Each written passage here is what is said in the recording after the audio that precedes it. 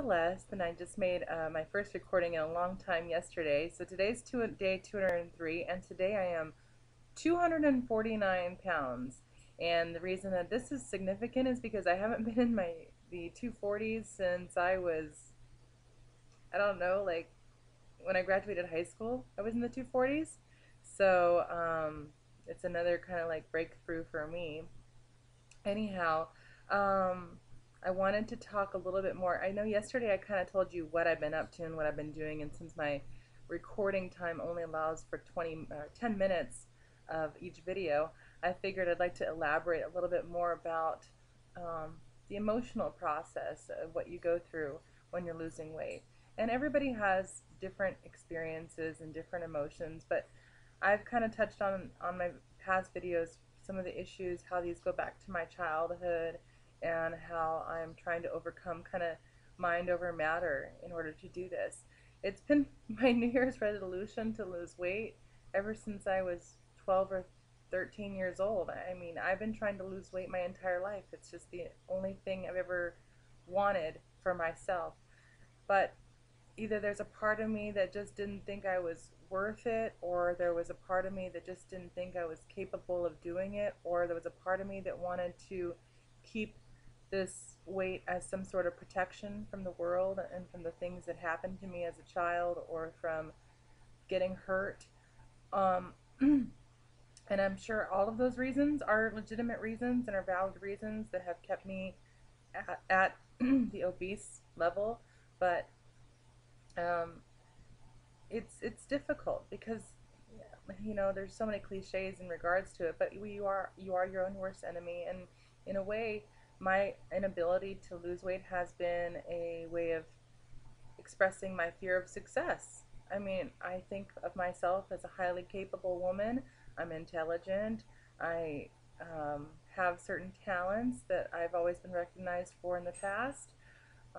I consider myself a fashion forward type of person, and there's a lot of things that I have going for me, yet the weight has always been that protection, and it's always been the reason. It's something that I could blame my inabilities and my shortcomings and my flaws on. It's always been there as kind of the scapegoat for not getting to where I want to be and achieving the goals that I want to achieve in life.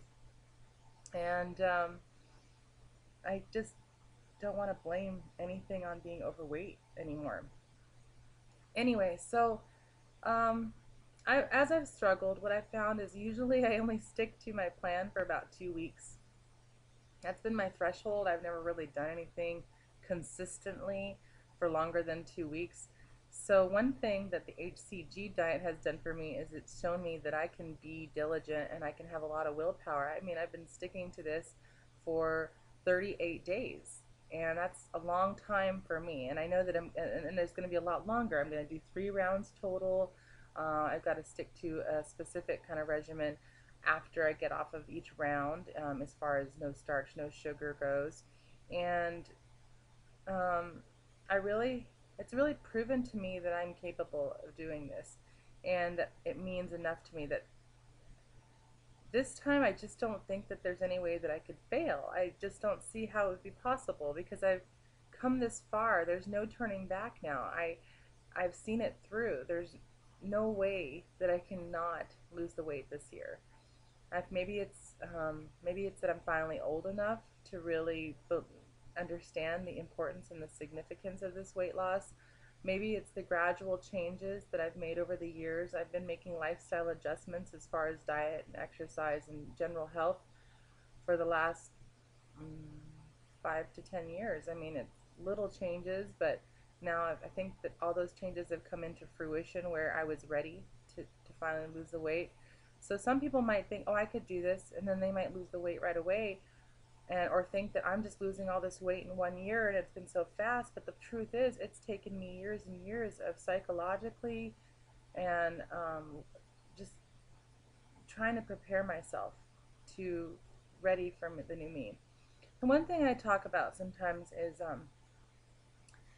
I've been a plus size woman since I was a little kid. I mean, as long as I remember, my entire life, you could say. I've been a plus size girl, plus size woman my entire life. And part of what goes with that is that there's this, when you're a big girl, there's these women out there that tell you, you know what, you're a powerful woman, embrace your big diva-ness and embrace who you are, and kind of like screw the rest of the world because they don't appreciate who you are, then they're not worth your time. And so then there's a part of me that, although I didn't like myself for many, many years, as I became older, I decided I was going to try to embrace and love who I am, even though I was a larger girl. And I embraced it so much to the point where it became a part of my identity. So part of who I am at this point is I'm a big girl. I'm a plus size girl. That's part of who Celeste has become. And in trying to lose the weight, I realized that I'm going to have to let go of that part of who I am. And sometimes that can be difficult because it's as much a part of who I am as my being a lesbian, being multi-ethnic as far as being Mexican and Caucasian. It's as much a part of me as just everything. It's embedded in who I am. So I actually have to determine how that I'm going to be getting rid of this. And sometimes I freaked out in the past. But right now I'm not focusing on the loss of something but the gain of somebody else. Like kind of like the unearthing and the discovery of this person that's been trapped inside of me for so many years. So there's a lot that's going on underneath everything psychologically. There's a lot going on under the surface. It's not just a matter of losing weight each day and talking about the meals that I'm making and just doing this, because there's a lot as far as emotional trauma that has been experienced, memories that I have a hard time letting go in regards to how I was treated by my family or in regards to my weight. Um, and even some things where I get a little sad, like my mother passed away in '08, and she never liked me because of being overweight, or she had problems with my weight issues, and in a way, I wish she could see what I've accomplished or what I'm trying to accomplish now.